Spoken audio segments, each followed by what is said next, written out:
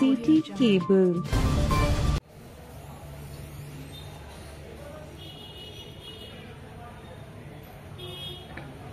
శ్రావణ మాసం సందర్భంగా తాండూరు పట్టణంలోని ఆర్య సమాజ్ కార్యాలయంలో ప్రతిరోజు ఉదయం యజ్ఞ యాగాదులు జరుగుతున్నాయి. ఈ కార్యక్రమంలో పలువురు ఆధ్యాత్మిక యోగా గురువులు పాల్గొంటున్నారు. అందులో భాగంగా ప్రముఖ యోగా గురువు రామ్దేవ్ బాబా శిష్యులు ఆర్య అశోక్ కూడా గత 2 రోజులుగా పాల్గొన్నారు. ఈ సందర్భంగా ఆయన మాట్లాడుతూ ప్రతి ఒక్కరూ యోగా నేర్చుకోవాలని, ముఖ్యంగా విద్యార్థులు యోగా నేర్చుకుంటే విద్యను తొందరగా అభ్యసించవచ్చని మరియు యోగా ఆసనాలు వేసి చూయించారు. ఓం నమస్తే.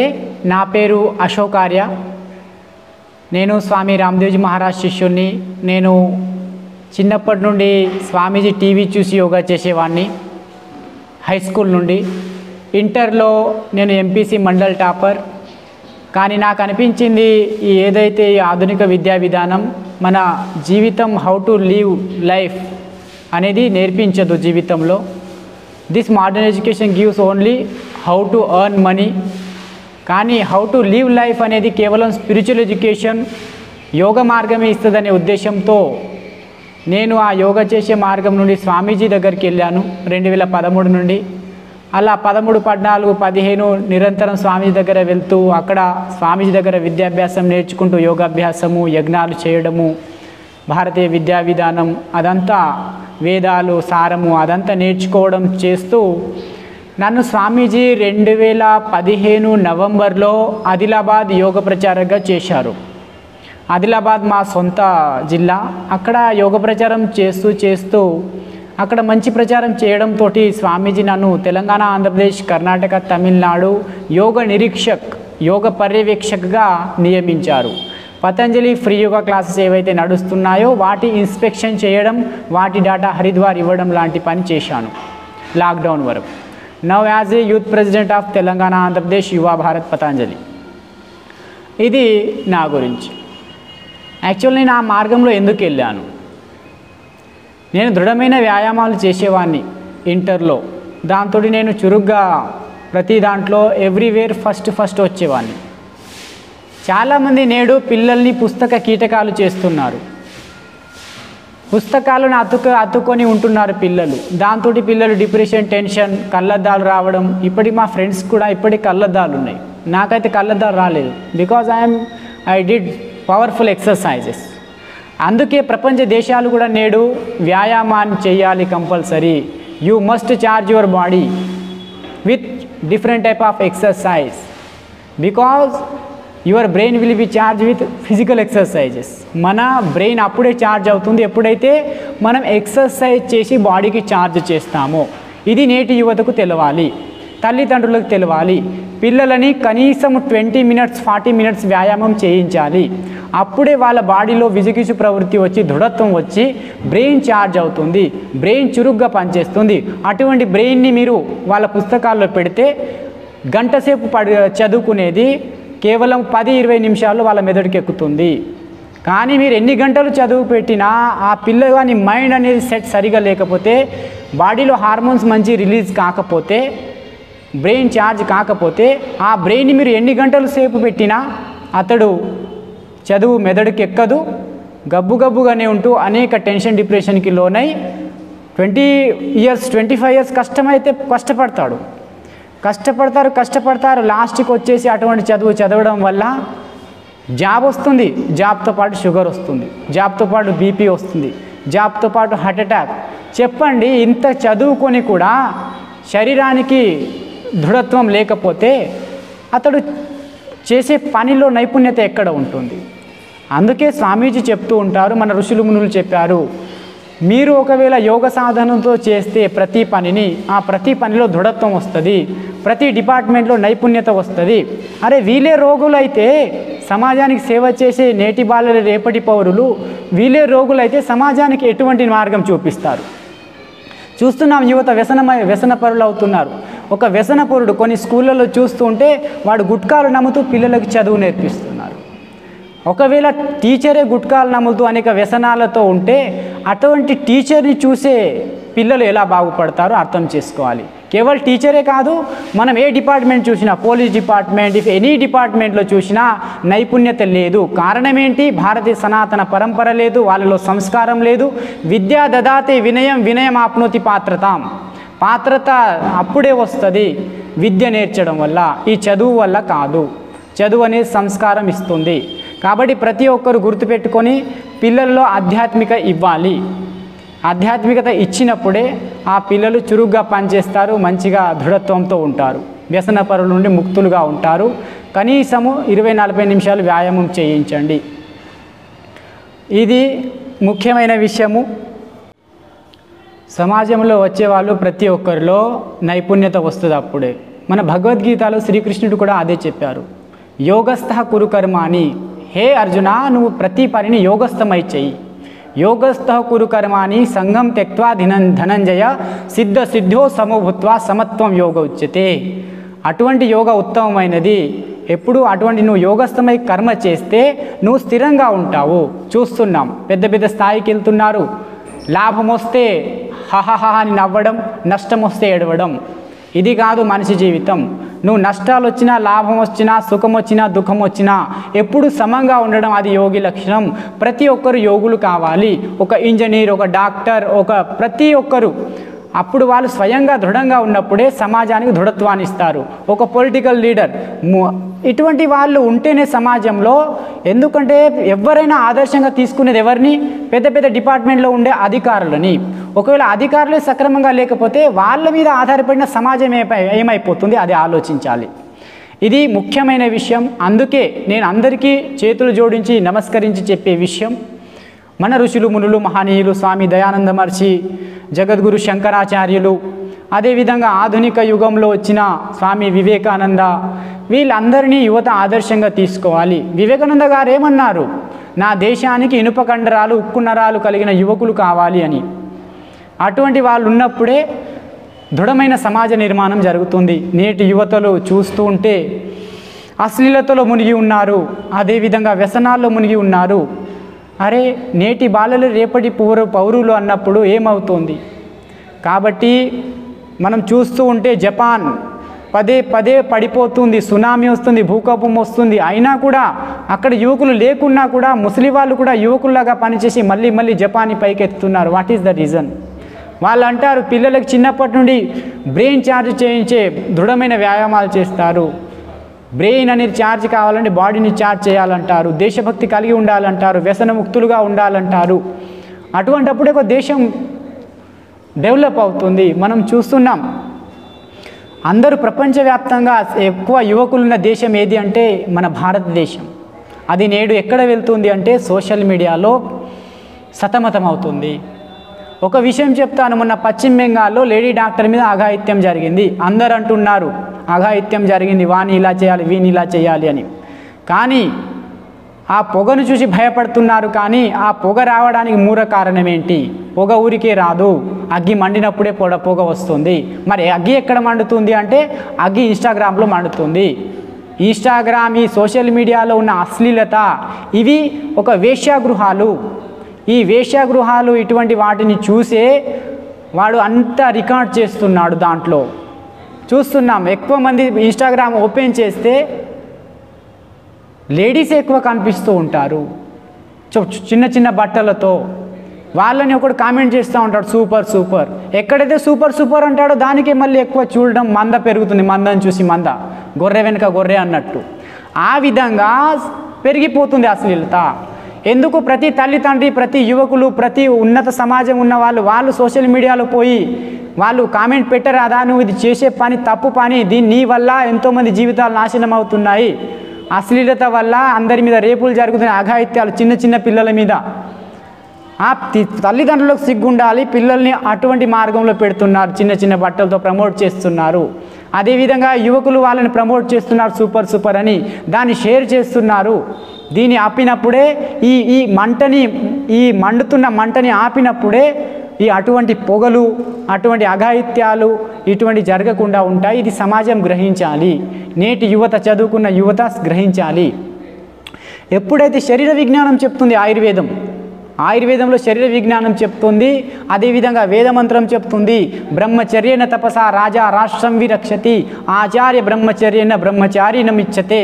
బ్రహ్మచర్యేన తపసా దేవామృత్యుముపాగ్నత, ఇంద్రోహ బ్రహ్మచర్యేన దేవేభ్యో స్వరభరత అని ఏమంటుంది? ఒక యువకుడు 25 సంవత్సరాల వరకు బ్రహ్మచారి ఉండాలి. బ్రహ్మచారిగా ఉన్నప్పుడే, బ్రహ్మచారి అంటే ప్రతి ఒక్కరి పట్ల బ్రహ్మ భావనతో ఉండడం. చెప్పండి, ఇన్స్టాగ్రామ్లో ఇటువంటి చెత్త చూస్తే బ్రహ్మ భావనతో ఉంటాడా? ఇక అటు ఇటు మనసు చిన్న భిన్నమైన వాడు చదువులో ఎక్కడ పెడతాడు? మైండ్ బ్లాక్ అయిపోతుంది. దానికి చెందాల్సిన విద్యను గ్రహించాల్సిన విద్యను గ్రహించలేడు, యువక భ్రష్టుడు అవుతుంది. ఇప్పుడు అటువంటి యువత మంచి డిపార్ట్మెంట్లో పోతే ఇక డిపార్ట్మెంట్ డెవలప్మెంట్ ఎక్కడ, సమాజ అభివృద్ధి ఎక్కడ? ఇది గ్రహించాలి ప్రతి ఒక్కరూ. కాబట్టి ప్రతి ఒక్కరూ ఈ సోషల్ మీడియాని అదుపులో పెట్టండి. వస్తున్న దాని మీద కామెంట్ చేయండి, దాన్ని బ్లాక్ చేయండి, దాన్ని మూసివేసే పని చేయండి. మీరే సూపర్ అన్నప్పుడు అది ఇంకా ఇక్కడ అనుకున్న బట్ట మళ్ళీ కొంచెం ఇంకా పొట్టిగా చేస్తుంది బట్టలు, ఇంకా ఎక్కువ. అది నచ్చుతుంది, నాకు ఎక్కువ లైక్స్ వస్తాయి, ఎక్కువ షేర్స్ వస్తాయి, దానికి డబ్బులు రావచ్చు సోషల్ మీడియాలో. కానీ ఇక్కడ మీ పిల్లల బతుకులు బస్టాండ్ అవుతాయని నేను తెలియట్లేదు కదా. దయచేసి ఇది గ్రహించాలి, దీన్ని అదుపులో పెట్టాలి. ఎప్పుడైతే మనిషి అశ్లీలతకు గురి అవుతాడో, చెడుని గ్రహిస్తాడో, అబ్రహ్మచారిగా అవుతాడో, అప్పుడు మనిషిలో శరీరంలో ఉన్న హార్మోన్స్ ఇన్బ్యాలెన్స్ అవుతుంది, స్పర్మ్ ఓవమ్ సెల్స్ పాడైపోతాయి స్త్రీ పురుషుల్లో. ఓకే, స్టార్ట్ చేస్తారా? నేను ఒక విషయం చెప్తున్నా. మనము చాలామంది చూస్తుంటాం, ఏమండి మీరు ఇన్స్టాగ్రామ్ వాడుతున్నారా, ఏమండి మీరు ఫేస్బుక్ వాడుతున్నారా అంటే, లేదు గురూజీ మాకు బాగా భయం వేస్తుంది సోషల్ మీడియాను చూసి, అందుకే మేము అన్ఇన్స్టాల్ చేశామంటున్నారు. మీరే ఒకవేళ ఇలా అన్ఇన్స్టాల్ చేశాము అని మంచి మార్గంలో ఉన్న వాళ్ళు మీరు సోషల్ మీడియాలో మంచిని ప్రచారం చేయకపోతే చెడు పెరిగిపోతుంది. కానీ నేను అశోకార్య విద్యార్థి, బ్రహ్మచారి అశోకార్య పేరుతో, యోగాచార్య అశోకార్య పేరుతో నా ఇన్స్టాగ్రామ్ ఐడి ఉంది. నా సంకల్పం ఏంటంటే మనము ఎంత మంచి ప్రచారం, ఎంత ధర్మ ప్రచారం, ఎంత మంచి పనుల ప్రచారం చేయాలంటే ఎంత చేయాలంటే మంచి ప్రచారం, అసలు చెడుకి స్థానమే దొరకొద్దు, అంత ప్రచారం చేయాలి అని నేను రోజు యోగవి, ఆరోగ్య విషయాలు, ఆయుర్వేద విషయాలు, వేద విషయాలు, భగవద్గీత విషయాలు అన్నీ సోషల్ మీడియాలో షేర్ చేస్తూనే ఉంటాను ప్రతిక్షణం. అలా చేసి నేను ప్రూవ్ చేసి చూపించాను. మంచి ప్రచారంతో కూడా మనం ఫాలోవర్స్ని పెంచవచ్చు అని. నాది మొన్ననే గత 10 రోజుల క్రితము 1,00,000 మంది ఫాలోవర్స్ అయ్యారు ఇన్స్టాగ్రామ్లో. కాబట్టి మీరు కూడా మంచి ప్రచారం చేస్తూ ఉండండి. కుక్కలతో సెల్ఫీలు, పందులతో సెల్ఫీలు కాదు, భారతీయ సనాతన ధర్మ దైవీ దేవతలు, ప్రవచనకారులు, యోగాసనాలు, ప్రాణాయామాలతో మీరు ప్రచారం చేయండి. అప్పుడే మంచిని పెంచినప్పుడే మంచి సమాజంలో పెరుగుతుంది, లేకపోతే మంచిని చెడు కప్పేస్తుంది. ఎందుకంటే ఇప్పుడు గుళ్ళల్లో, గోపురాల్లో, ఆశ్రమాల్లో ఎవరు పోవట్లేదు, సెల్లులోనే సర్వస్వం ఉంది. కాబట్టి నేను మంచి పండితులకు, జ్ఞానవంతులు చెప్పే విషయం ఏంటంటే మీరు కూడా సోషల్ మీడియాలో దూరండి. సోషల్ మీడియాలో దూరి వాళ్ళ సెల్లులో మీరు కనిపించండి. కొంచెమైనా మెదడులో ఉన్న వైరస్ని తొలగించే ప్రయత్నం చేయొచ్చు మనం. అయితే శరీర విజ్ఞానం ఎప్పటివరకు అయితే చెడు చూస్తాడు, చెడు వింటాడు, చెడు మాట్లాడతాడో బాడీలోని హార్మోనల్ ఇన్బ్యాలెన్స్ అవుతుంది. అదేవిధంగా స్పర్మ్ ఓవమ్ సెల్స్ మూత్రం ద్వారా విసర్జకం అయిపోతాయని శాస్త్రాలు చెప్తున్న శరీర విజ్ఞానం. ఇప్పుడు ఒకటి శరీర విజ్ఞానం చెప్తాను. మనిషి భోజనం ఇవాళ తింటే రసము, శరీరంలో 7 ధాతువులు ఉంటాయి. రసము, రక్తము, మాంసము, అస్థి, మజ్జ, మేధ, రజవీర్య, ఈ 7 ధాతువులు ఉంటాయి. మనిషి ఒకరోజు ఇవాళ తింటే 30 రోజులకు స్పర్మ్ ఓవమ్ సెల్స్ తయారవుతాయి బాడీలో. దీని గురించి నేను చెప్తాను. బాడీలో ఎన్ని సిస్టమ్స్ ఉంటాయి అంటే చాలా పిల్లలకు చెప్తే అసలు అడిగితే చెప్పలేకపోతున్నారు. కానీ ఆయుర్వేదము, శరీర విజ్ఞానం మన ఋషులు మునులు చెప్పారు. చాలామంది ఋషి ముని అంటే కళ్ళు మూసుకొని కూర్చునే వాళ్ళు అని అనుకునేవాళ్ళు. కానీ ఋషి మీన్స్ రీసెర్చ్ చేసేవాళ్ళు, మానవ జీవనం మీద శరీర విజ్ఞానం గురించి తెలియపరిచేవారు, దృఢమైన వ్యాయామాలు చేసేవాళ్ళు, దృఢమైన ఆసనాలు, ప్రాణాయామాలు చెప్పేవారు. ఇది ఋషిమునులు చేసిన కార్యాలు. అయితే చెప్పారు శరీరంలో 8 వ్యవస్థలు ఉంటాయి. చాలా చోట్ల నేను అడిగితే చెప్పలేకపోతున్నారు యువకులు. మరి ఏం చదువుకుంటున్నారో అర్థం కావట్లేదు, చెప్పే వాళ్ళు ఏం చెప్తున్నారో అర్థం కావట్లేదు. శరీరంలో 8 వ్యవస్థలు ఉంటాయి. 8 వ్యవస్థల ద్వారా 7 ధాతువులు తయారవుతాయి. ఆ 8 వ్యవస్థలు ఏమిటంటే మాంస నిర్మాణ వ్యవస్థ, అస్థి నిర్మాణ వ్యవస్థ, రక్త ప్రసరణ వ్యవస్థ, జీర్ణ వ్యవస్థ, శ్వాస వ్యవస్థ, విసర్జక వ్యవస్థ, ప్రత్యుత్పత్తి వ్యవస్థ, అదేవిధంగా నాడి వ్యవస్థ. ఈ 8 వ్యవస్థల ద్వారా సప్తధాతువులని తయారవుతాయి తిన్న భోజనం నుండి. అన్నిటికీ మూల కారణం డైజెస్టివ్ సిస్టమ్. దీన్ని అయితే మనం ఇంగ్లీష్లో చెప్పాలంటే digestive system, urinary system, reproductive, skeletal, muscularly, nervous system, reproductive ఇలా చెప్తాం. సో వీటి ద్వారా ఫస్ట్ ఈజ్ డైజెస్టివ్ సిస్టమ్, మూలము జీర్ణాశయం. జీర్ణ వ్యవస్థ నుండే సకల వ్యవస్థలు ఉత్పన్నమవుతాయి, వాటికి సంపూర్ణత వస్తుంది. అయితే ఈ ధాతు నిర్మాణం ఎలా జరుగుతుంది, సప్తధాతువుల నిర్మాణం నేను వివరిస్తా. మా గురువు గారు చెప్పింది, మన పూర్వీకులు చెప్పింది, శరీర విజ్ఞానం. అయితే మొదటగా మనిషి తిన్న భోజనం నుండి రసం తయారవుతుంది హైడ్రోక్లోరిక్ యాసిడ్తో కలిసి. ఇవాళ తింటే 4 గంటల పాటు రసము తయారవుతుంది బాడీలో హైడ్రోక్లోరిక్ యాసిడ్తో కలిసి. అది ఫస్ట్ రసం తర్వాత 5 రోజులకు రక్త నిర్మాణం జరుగుతుంది. రక్త నిర్మాణం ఇవాళ తింటే 5 రోజుల పాటు జరుగుతుంది. 5 రోజులకు రక్త నిర్మాణం జరుగుతుంది ఇవాళ తింటే. తర్వాత ఆ ప్రక్రియ ఆగిపోతూ రక్తం నుండి తర్వాత మాంస నిర్మాణం జరుగుతుంది మాస్ బాడీలో. తర్వాత అస్థి నిర్మాణం, కాల్షియం ఫాస్ఫరస్ తయారైతే తిన్న నుండి. ఈ ప్రక్రియ ఆగిపోదు, ఇది ఒక చైన్ సిస్టమ్. ఫస్ట్ రసం, రెండవ తొట్టే రక్తం, తర్వాత మాంసం, తర్వాత అస్థి, తర్వాత అస్థిలో మజ్జ, దాని ఇంగ్లీష్లో బోన్ మ్యారో అంటారు. మజ్జ నుండి మేధ తయారవుతుంది. మళ్ళీ మేధ నుండి పురుషుల్లో వీర్యము, స్త్రీల్లో రజము తయారవుతుంది. ఇది ఒక ప్రక్రియ. ఇది చాలామందికి తెలీదు, తెలియపరచరు. అయితే ఎలాగైతే పాల నుండి నెయ్యి తయారవుతుందో, ఫస్ట్ పాలను వేడి చేస్తాం, వేడి చేసిన తర్వాత దాంట్లో తోడేస్తే అది పెరుగు అవుతుంది. పెరుగుని చిలికితే వెన్న వెళ్తుంది, వెన్నని కరిగిస్తే నెయ్యి వెళ్తుంది. అదేవిధంగా శరీరంలో కూడా తిన్న తిండి ద్వారా రసము, రక్తము, మాంసం, అస్థి, మజ్జ, మేధ, రజవీర్యాలు తయారవుతాయి శరీరంలో. అయితే చాలామంది ఈ రజవీర్యాన్ని చాలామంది మూత్రంలాగా అనుకొని విసర్జక వ్యర్థ పదార్థం అనుకుంటున్నారు. మరి వ్యర్థ పదార్థం నుండి ఎక్కడైనా సంతానం కలుగుతుందా, అది కూడా ఆలోచించాలి. ఏ విధంగా అయితే పాలలో నెయ్యి ఉంటే పాలకు బలమో, పెరుగులో వెన్న ఉంటే పెరుగుకు బలమో, చెప్పండి, పాల నుండి నెయ్యి తీసేస్తే పాలలో బలం ఉంటుందా? పెరుగు నుండి వెన్నను తీసేస్తే ఆ పెరుగులో బలం ఉంటుందా? అదేవిధంగా శరీరం నుండి ఈ రజవీర్యాలు తీసేస్తే శరీరంలో కూడా బలం ఉండదనేది అర్థం చేసుకోవాలి ప్రతి ఒక్కరూ. అయితే ఈ రక్తం ఏదైతే రక్తము ఇదేదైతే ఈ లాస్ట్కి తయారైంది ఏదైతే ఉందో అది మళ్ళీ రక్తంలో కలుస్తుంది, మాంసంలో, అస్థిలో, మజ్జలో, అన్నిటిలో కలుస్తుంది, వాటికి బలాన్ని ఇస్తుంది.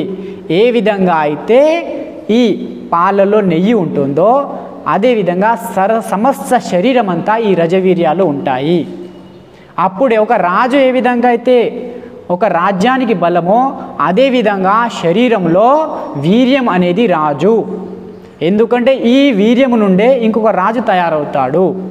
ఒక తల్లి తండ్రి, ఒక తల్లి కణం తండ్రి కణం 2 నుండి 4, 8, 16, 32, 64 ఇలా 9 నెలల్లో మన నిర్మాణం జరిగింది. ఎన్ని వల్ల? కేవలం ఒక కణం వల్ల. ఒక కణం వల్లనే అంత నిర్మాణం అయింది. అటువంటి కణాలు మన శరీరంలో ఉంటే ఇంకెంతో బలం. అందుకే దాన్ని కాపాడుకోవడం కోసమే, పవిత్రంగా ఉండడం కోసమే ఇది అప్పుడే కాపాడుకోగలం ఎప్పుడైతే మనం మానసికంగా దృఢంగా ఉంటామో, పవిత్రంగా ఉంటామో, నిరంతరం గుళ్ళు గోపురాలు, పూజలు పురస్కారాలు, శాస్త్రాలు మనసు పెడతామో. ఇవన్నీ కార్యక్రమాలు చేసేది పవిత్రమైన మంచి దృఢమైన మనసు కోసమే. ఎందుకంటే ఋషులు మునులు చెప్పారు, వీర్యం బ్రహ్మ శుక్రం బ్రహ్మ, నువ్వు దాన్ని కాపాడుకో, బ్రహ్మచారి అవు. గృహస్థులు కూడా బ్రహ్మచారిగా ఉండవచ్చు సంతానం తర్వాత. కానీ సంతానం కోసం ఆశించి చేసేది అది పుణ్యకార్యమే. కానీ సంతానాన్ని ఆశించకుండా చేసేది అదొక పాపకార్యము. రజవీర్యాన్ని నాశనం చేయొద్దు. మా తాతగారు 10వ తరగతిలో ఉన్నప్పుడు ఒక పుస్తకం ఇచ్చారు నాకు, బ్రహ్మచర్యమే జీవనము, వీర్య నాశనమే మృత్యువు అని. దాంట్లో ఇవన్నీ సైంటిఫిక్ రీజన్స్ రాసి ఉన్నాయి. వస్తే నేను మీకు ఎవరికైనా ప్రూవ్ చేసి చూపిస్తా. ఆ కణాలే మన లోపల ఉంటే మనలో బలం ఉంటుంది. ఏ విధంగా అయితే ఒక రాజ్యంలో రాజు చనిపోతే సైన్య బలం, ప్రజాబలం అంతా గాబర అవుతుందో, ఆ వీర్యం అనే రాజు మీద ఆధారపడిన సమస్త మాంస నిర్మాణంలో ఉన్న మాంసము, మజ్జ ఇవన్నీ శరీరంలో ఉన్నప్పుడే దృఢత్వం ఉంటుంది. ఇది గుర్తుపెట్టుకోవాలి. ఏ విధంగా అయితే కుండలో నీళ్లు పోస్తే ఆ నీళ్ళంతా కుండకు బలాన్ని ఇస్తాయో, చల్లదనం ఇస్తాయో ఆ కుండకు, అదేవిధంగా ప్రతి కణంలో ఇమిడి ఉన్న రజవీర్యాలు మీ శరీరానికి బలం ఇస్తాయి. వీర్యం లేని వాళ్ళలో బలం ఉండదు. అందుకే నేటి యువత సినిమాల్లో, పబ్బుల్లో అక్కడ ఇక్కడ చెడుని తీసుకెళ్ళి మొత్తం వాళ్ళ మూత్రం ద్వారా, చాలామంది యువకులు అంటూ ఉంటారు, నాలో బలం లేదు, నా మూత్రం ద్వారా కణాలన్నీ బహిర్గతం అవుతున్నాయి. వాళ్ళని చూస్తే మానసిక బలం లేదు, శారీరక బలం లేదు అసలే. నేను ఒక్కసారి శ్వాస తీసుకొని 50 పుషప్లు చేయగలను. అదే ఇప్పటి నేటి యువకుల్ని పుషప్ చేయరా నాయన అంటే 2 చేసి పడిపోతున్నాడు. వాట్ ఈస్ ద రీజన్ అంటే వీర్యం లేదు, వీర్యహీనుడు, అజ్ఞానుడు. ఎగ్జాంపుల్ చెప్తా, చాలామంది అంటుంటారు ఈ గైనకాలజిస్టు ప్రజల్ని పాడు చేస్తున్నారు కొందరు. అది వేస్ట్ పదార్థం, పోతేనే ఆనందం వస్తుంది, కానీ క్షణిక సుఖం. నాకు దురద పెడుతుంది అనుకోండి, గోక్కున్నానండి, మంచిగా అనిపిస్తుందండి గోక్కునేటప్పుడు, కానీ గోక్కొని గాయం అయితే, అప్పుడు రక్తం వెళ్తే అప్పుడు తెలుస్తుంది దాని మంట. నేటి యువకులు కూడా అదే. ఫస్ట్ అయితే ఆనందం వాడేవాడో చెప్పిండు ఉండలేము, కుదరది, అది పాడు చేయాల్సిందే. మరి బలం ఎందుకు లేదు? నేను సింపుల్, ఎవరు వచ్చినా నేను చెప్తాను, ఒక ఎగ్జాంపుల్ చెప్తాను, మీరు ఒక ఎక్స్పెరిమెంట్ చేయండి మీరే. ఒక అబ్బాయిని, వానికి చెడు మొబైల్ అంతా చెడు వీడియోలు ఇచ్చేయండి, చెడు పదార్థాలు ఇచ్చేయండి, ఒక రూమ్లో వారం రోజులు పెట్టండి అతన్ని. ఇంకొకరిని భారతీయ శాస్త్రాలు, భగవద్గీత, వేద ఉపనిషత్తులు ఇవ్వండి, యోగా చేయించండి, ఆసనాలు ప్రాణాయామాలు చేయించండి. ఆఫ్టర్ 1 వీక్ వాళ్ళ బాడీ చెకప్ చేయండి అంతా. అప్పుడు చెప్పండి, ఒక వ్యభిచారిలో బలం ఉంటుందా చెడు చూసి చెడు చేసేవానికి, లేదా ఒక బ్రహ్మచారిగా ఉండి మంచి చదివి దృఢంగా మంచి శాస్త్రాలు చదివి వ్యాయామం చేసేవానిలో బలం ఉంటుందా? మీరే చూసుకోండి. తప్పకుండా వ్యభిచారిలో బలం ఉండదు, స్పర్మ్ కౌంట్స్ అన్నీ డౌన్ ఉంటాయి. కానీ బ్రహ్మచారి దృఢంగా ఉంటుంది, వాడిని ఎక్సర్సైజ్ చేస్తే వాడు బలంగా ఉంటాడు, వాడు బలహీనంగా ఉంటాడు. మీరే చెకప్ చేసుకోవచ్చు. కాబట్టి ఇప్పుడు నేటి యుగంలో దయచేసి ఈ అశ్లీలత నుండి దూరం ఉండి, కావాలని ఎవరైతే బురదలో కాళ్ళు వేస్తారో ఇబ్బందులు పడతారు. దయచేసి ఈ అశ్లీలత నుండి దూరం ఉండి యువకులు ఈ మార్గంలో వచ్చినప్పుడే శ్రేష్టమైన భారత నిర్మాణం, ఒక స్వామి వివేకానంద, జగద్గురు శంకరాచార్యులు, ఇంకెందరెందరో తయారు కాగలరు. వ్యసనపరులు వ్యభిచారులు సమాజానికి మార్గదర్శనం చూపించలేరు, వాళ్ళతో అసాధ్యము, మీరే చూసుకోవచ్చు. సరే, మరి అబ్రహ్మచారి, ఈ వీర్యనాశనము, ఇవి ఈ అశ్లీలత, హార్మోనల్ ఇన్బ్యాలెన్స్, దీని నుండి ఎట్లా మనం కాపాడుకోవచ్చు, దానికి సొల్యూషన్ కూడా చెప్పాలి. ఇంతవరకు మనం సమస్య చెప్పాను నేను, పరిష్కారం ఏంటి? ఎప్పుడైతే మీరు కొంచెం తింటారో, మంచి భోజనాలు తింటారో, మంచి ఆలోచనలు వస్తాయి. జైసే ఖాతే అన్న వైసా హోతాయ్ మన్, ఎటువంటి భోజనం చేస్తే అటువంటి ఆలోచనలు వస్తాయి. అందుకే ఇప్పుడు నేడు రోడ్ల పొంట భోజనాలు, మసాలా తిండిలు, అతి కారము, అతి ఉత్తేజకర పదార్థాలు తిని, అదేదో జొమాటో అది ఇది ఎటువంటి తిండి, పాచిపోయిన తిండి తినడం వల్ల పాచిపోయిన ఆలోచనలు తయారై మనిషి మొబైల్లో పాచి పనిలో వెళ్తున్నారు. అందుకే ఎప్పుడు కూడా ఒకరు చెప్పారు, మీరు నాలుకను అదుపులో పెట్టుకుంటే చాలు, జీవితం అదుపులో ఉంటుంది. అందుకే you must control on your tongue, your mind and your life will be control, there is no doubt. అందుకే రుచికి లోబడి ఏది పడితే అది తినొద్దు యువత. ఎవరైనా మీరు మంచి భోజనం, సాత్విక భోజనము, తాజా భోజనం తింటే, అతి మసాలా లేని, అతి కారం లేని తిండి తింటే మీ ఆలోచన అదుపులో ఉంటాయి. ఇంకొకటి, ఎప్పుడు కూడా ఆకలేస్తేనే తినండి. అతి తినడం కూడా ఆలోచన ఉత్తేజపరుస్తుంది. రాత్రిపూట రైస్, అన్నం తినకుండా, అతి అన్నం తినేవాళ్ళు కూడా మనసు చంచలం అవుతుంది. అందుకే ఈ చిరుధాన్యాలు వస్తున్నాయి నేడు. మీ సాత్వికమైన ఆలోచనకు ఇది చాలా మంచిది. రాగులు, సజ్జలు, సామలు, కొర్రలు అని వస్తున్నాయి, ఇవి ఎక్కువ తినండి. ఉప్మా తినొచ్చు. అదేవిధంగా రాత్రి టిఫిన్స్ తీసుకోండి. రాత్రి 9 దాటి తినొద్దు. వీటి వల్ల కూడా ధాతు క్షీణత అవుతుంది. అతి తిండి తినడం వల్ల ఎప్పుడు కూడా రాత్రి పీడకలలు వస్తాయని శాస్త్రాలు చెప్తున్నాయి. చాలామంది అనుభవాలు ఉన్నాయి. ఎప్పుడు కూడా బ్రహ్మముహూర్తం లేవండి. బ్రహ్మముహూర్తం ఎప్పుడు 5 లోపు లేవాలి, కనీసం 5:30 లోపు 5:15 లోపు లేవాలి. 5:15 దాటిన తర్వాత అది డేంజర్ జోన్, అది బ్రహ్మముహూర్తం దాటిపోతుంది. అటువంటి సమయంలో పీడకలలు వస్తాయి అని శాస్త్రవేత్తలు ఇంకా ఋషులు మునులు అనేక మంది శాస్త్రాలు చెప్తున్నాయి, కానీ చాలామంది అనుభవాలు కూడా చెప్తున్నాయి. కాబట్టి ఈ పీడకలలు రాకుండా కాపాడుకోండి, బ్రహ్మముహూర్తంలో లేవండి, భోజనంలో అదుపులో ఉంచండి, రాత్రిపూట కొంచెం కొంచెం తినండి, నిరంతరం మనసుని ఖాళీ ఉంచకుండా చూడండి. కంటిన్యూస్ మస్ట్ హార్డ్ వర్క్, నిద్ర సరిగా పోవాలి. ఆహారము, నిద్ర, control of mind, continuous hard work, this is the 4 pillar of human life. దాన్ని కూడా నేను సుమన్ టీవీ ఇంటర్వ్యూలో వివరించాను, మళ్ళీ టైం ఉంటే వివరిద్దాం ఎప్పుడైనా. సో ఇది నిరంతరం పనిలో పెట్టండి మనసుని. ఖాళీ దిమాగ్ సైతాన్ కా ఘర్, అందుకే దిమాగ్ని ఖాళీ ఉంచొద్దు, నిరంతరం ఏదో పని చేస్తూ ఉండాలి. మంచి పుస్తకాలు చదవడా, మంచి ప్రవచనాలు వినడమా, నిరంతరం ప్రాణాయామం చేయడమా, మనసుని ఇటు పెట్టండి, అటు పోదు. మీరు పెట్టకపోతే అటు ఇటు ఖాళీ ఉంటే ఎటేటో పారిపోతుంది. ప్రణామం. ఇప్పుడు ఇంకా దృఢమైన ఎక్సర్సైజ్ చేయండి. ఇప్పుడు పిల్లలు మీరు కూడా మీ మనసుని కంట్రోల్ పెట్టాలి అంటే రోజు 20-30 సూర్య నమస్కారాలు చేయండి, 50-60 పుషప్లు చేయండి, రకరకాల ఎక్సర్సైజ్, ముఖ్యంగా ఈ అనులోమ విలోమ ప్రాణాయామం, నాడి శోధన ప్రాణాయామం అని కూడా అంటారు. ఇది నుండి ఈ బ్రెయిన్కి అందుతుంది, దీని నుండి ఈ బ్రెయిన్కి అనులోమ విలోమ ప్రాణాయామం. కుడిని మూసి ఎడమ నుండి తీసుకోవడం, మూసి మళ్ళీ కుడి నుండి వదలడం, వదిలిన కుడితో మళ్ళీ తీసుకోవడం, మూసి ఎడమ నుండి వదలడం, ఒక దాంతో తీసుకోవడం వేరే దాంతో వదలడం, మళ్ళీ ఒక దాంతో తీసుకోవడం, మూసి వేరే దాంతో వదలడం. దీని నుండి ఏ బ్రెయిన్కి వెళ్తుంది, దీని నుండి ఈ బ్రెయిన్కి ఆక్సిజన్ వెళ్తుంది. తద్వారా బ్రెయిన్కి ఆక్సిజన్ ఉండడం వల్ల పీస్ఫుల్ ఆఫ్ మైండ్ ఉంటుంది, బాడీ నాడీ వ్యవస్థ బలంగా ఉంటుంది, మీ శరీరంలో ధాతువులు దృఢంగా ఉంటాయి, మీ ధాతు క్షీణత జరగదు, ఇన్ఫర్టిలిటీ ప్రాబ్లం రాదు. సరే, ఇంకా కొన్ని ఎక్సర్సైజ్ చేయాలి. ఇప్పుడు కొన్ని ఎక్సర్సైజ్ నేర్పిస్తాను, కొన్ని చెప్తాను, అవి మీరు చేసినట్లయితే మీరు కంట్రోల్ ఆఫ్ మైండ్ ఉంటారు, ప్రతి పనిని దృఢంగా చేస్తారు, మంచి పౌరులుగా సమాజంలో వెళ్తారు. జై శ్రీరామ్. కొన్ని అలవాటు చేయండి. జిమ్కి వెళ్తే మంచిది, యువకులు జిమ్కి వెళ్ళండి, కానీ జిమ్లో జోష్లో ఎక్కువ చేసేయకండి. జిమ్ ఎక్సర్సైజెస్ కంట్రోల్లో ఉండండి. శరీరం నుజ్జు చేస్తే ఫ్యూచర్లో జాయింట్ పెయిన్స్ రావచ్చు, కానీ భారతీయ పరంపర వ్యాయామాలు చెప్తున్నాయి మీ ఇష్టానుసారంగా, మీ శక్తి సామర్థ్యాల అనుసారంగా వ్యాయామాలు చేయొచ్చు అని. స్వామి దయానంద మహర్షి ఇంకా మా గురువులు, ఋషులు, మునులు అందరూ రోజు ఇలా దృఢమైన వ్యాయామాలు చేసేవాళ్ళు. దాంతో మనసు దృఢంగా ఉండేది.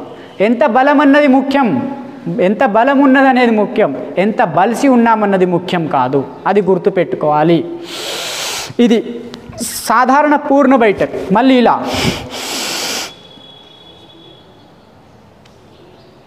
టైట్గా శ్వాస బిగించి కూర్చోవాలి, లేచిన తర్వాతనే వదలాలి. దీని పేరు రామ్మూర్తి బైఠక్. తర్వాత పహిల్వాన్ బైఠక్ అని ఉంటుంది, ఇలా మళ్ళీ 1 2 3 పహిల్వాన్ బైఠక్ సెకండ్ టైప్. ఈ విధంగా నెక్స్ట్ కాళ్ళ మధ్య గ్యాప్ ఉంచాలి. హనుమాన్ బైఠక్, జై వజ్రంగ్ బలి, హనుమాన్జీని మొక్కడమే కాదు, హనుమాన్కి కేవలం మానో నహీ, హనుమాన్ కో జానో క్యా కర్ రహే थे, वो దృఢ మజబూత్ వ్యాయామం करते थे హనుమాన్జీ మహారాజ్. అందుకే మనం దేవతలు మొక్కేది వాళ్ళలా కొంచెమైనా తయారు కావాలని. అరే ఆయన గాలి ఇచ్చాడు భగవంతుడు, అన్నీ ఇచ్చాడు, మనం వాడుకోలేక కేవలం మొక్కి వచ్చేస్తున్నాం. కానీ ఆ దేవుని చూసి ఆయన చరిత్రని గుర్తు తెచ్చుకొని ఆయనలాగా తయారు కావాలని మనం గుళ్ళు గోపురాలు పెట్టి పూజించేది. అది ఎప్పుడు సమాజం తెలుసుకుంటుందో. హనుమాన్ బైఠక్ ఈ విధంగా శ్వాస తీసుకొని ఈ విధంగా హనుమాన్ బైఠక్ చేయండి దృఢంగా. ఈ విధంగా ఇది చేయాలి. ఇంకా దండులు అని ఉంటాయి, ఇవి బైఠక్లు. ఇవి 12 దండీలు ఉంటాయి, 8 బైఠక్లు. సాధారణ దండు ఇలా శ్వాస తీసుకోవాలి, ఇక్కడ తీసుకొని ముందుకెళ్ళాలి, వదలొద్దు. ఇక్కడ మీరు రోజు 5 చేస్తారా 10 చేస్తారా మెల్లమెల్లగా పెంచుకోండి. నేను ఇవి రోజు 200 300 నుండి సమయం ఉంటే 500 వరకు చేస్తాను. రకరకాలు సూర్య నమస్కారాలు రోజు 60 చేస్తాను, కానీ భోజనం ఒక పూటని తీసుకుంటాను. ఇక మీరు దాంతో ప్రోటీన్ అవి తింటా అంటే మీరు ఇంకా బాడీ బిల్డర్స్ కావచ్చు. ఇది మళ్ళీ ఇలా ఇది సాధారణ దండ్, ఇది వక్స్ వికాసక్ దండ్. తర్వాత హనుమాన్ దండ్ అని ఉంటుంది. ఇలా కుడి చేతి పక్కన కుడి చేయి, కుడి కాలు పక్కన కుడి చేతి పక్కన కుడి కాలు, ఎడమ చేతి పక్కన ఎడమ కాలు. ఇలా ఈ విధంగా ఫాస్ట్గా అయితే ఇలా. ఇది నెక్స్ట్ చేయగలిగితే ఇవి సూర్య నమస్కారాలు అయితే చేస్తారు. ఇది వృశ్చిక్ దండ్. ఈ విధంగా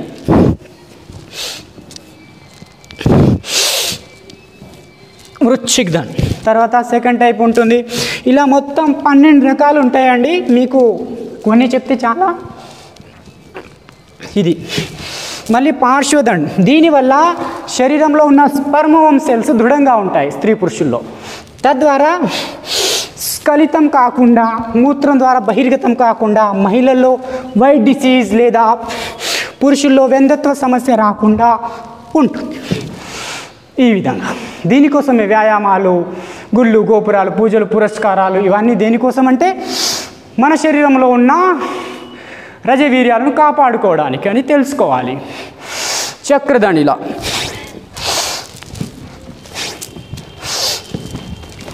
ఈ విధంగా చక్రదండ్, పల్లెడు దండ్ అని ఉంటాయి. ఇవి ఎన్ని చేయగలిగితే అన్నీ. ఇవన్నీ చేయాలని అనడం కాదు నా ఉద్దేశం. ఎన్ని వీలైతే అన్ని మీరు కనీసం ఎక్సర్సైజ్ చేయండి. అన్నీ చేయడం సాధ్యం కాకపోవచ్చు. 5 వచ్చినా 5టిని 10 సార్లు 20 పెంచుకోండి. సంఖ్య ఎక్కువ చేయండి, తప్పకుండా మీరు దృఢంగా ఉంటారు. సూర్య నమస్కారం కూడా ఇలా ప్రణామ్, ఊర్ధ్వహస్తాసన్, పాదహస్తాసన్, దక్షిణాశ్వసంచలన్, పర్వతాసన్, సాష్టాంగ్ నమస్కార్, భుజంగాసన్, పర్వతాసన్, వామశ్వసంచలన్, పాదహస్తాసన్, ఊర్ధ్వహస్తాసన్. ఇలా అశోకార్య విద్యార్థి యూట్యూబ్ ఛానల్ ఉంటుంది. మీరు అవి అన్నీ నేర్చుకోవచ్చు, చూడవచ్చు. ఇవి సూర్య నమస్కారం చేయాలి. ఇంకా కొన్ని దండ్స్ ఉన్నాయి. చక్రదండ్. ఇలా కుడి చేయి, కుడి కాలు 2 చేతుల మధ్య ఉండాలి. ఎడమ చేతి ఇలా వచ్చి ఇలా సాష్టాంగ నమస్కారం. మళ్ళీ భుజం, మళ్ళీ కాళ్ళు మార్చుకోవాలి.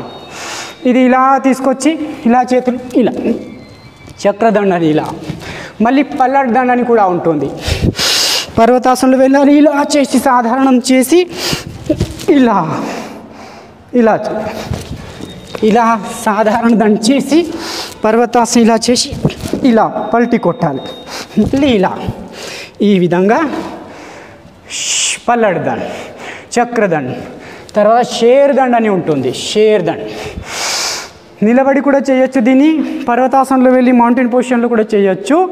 శ్వాస తీసుకోవాలి. ఇలా ఇలా చేయాలి. ఇలా వెళ్ళి ఈ విధంగా చేయాలి. షేర్ దండ్. ఇలా కూడా చేయొచ్చు. దీన్ని ఇలా కూడా చేయొచ్చు. షేర్ దండ్. తర్వాత సర్పదండ్ అని ఉంటుంది. ఇలా ఈ విధంగా. మళ్ళీ మిశ్రదండ్. 1 2 ఈ విధంగా. దీన్ని 3 స్టెప్స్లో చేయొచ్చు. 1 2 3 1 2 3. ఇది ఇక లాస్ట్ అన్నిటికంటే పవర్ఫుల్ ఎక్సర్సైజ్ పైకి జంప్ చేసేది. ప్రపంచంలో ఉన్న వ్యాయామాలకు అయ్య లాంటిది Hanuman Mishradand. Who is the icon? Hanuman is the icon of world. He is the balwan, he is the mahan. That is Hanuman.